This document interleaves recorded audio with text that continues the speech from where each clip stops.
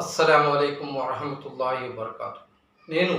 ఒక సందర్భంలో ఒక విషయమై ఎమ్మెల్యే ఇంటి దగ్గరికి వెళ్ళినప్పుడు అక్కడ కొంతమంది జమాత్ అమీర్లు, ఇస్లాం ధార్మిక పండితులు ఎమ్మెల్యే ఇంటి గేటు ముందర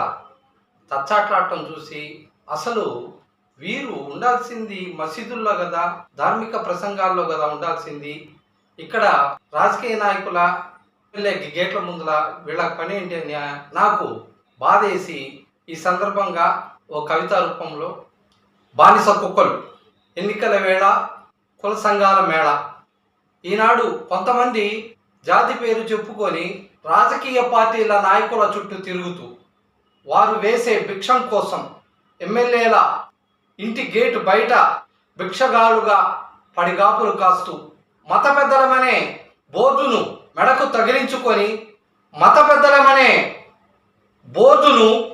మెడకు తగిలించుకొని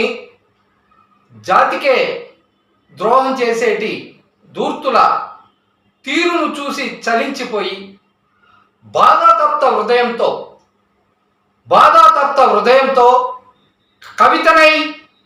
అగ్ని కణాన్నై మీ ముందుకు వస్తున్నా. చూడు, ఎమ్మెల్యేల గేటు ముందల కావలి నా జాతి కుక్కలు, థూ థూ, జాతిని తాకట్టు పెట్టే గుంటనక్కలు, యాక్ థూ థూ, కుక్కకు ముక్కేస్తే తోక ఊపుకుంటూ తిరిగే తీరుగా, ఛీ ఛీ, నామినేటెడ్ పదవొకటి వంగాల్నే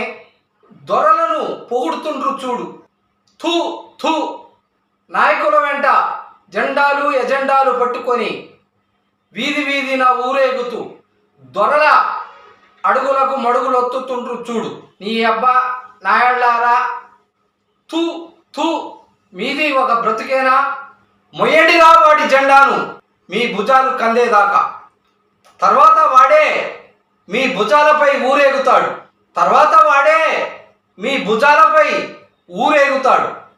తిరగడిరా వాడి గెలుపు కోసం మీ కాలి చెప్పులు అరిగేదాకా, తర్వాత వాడే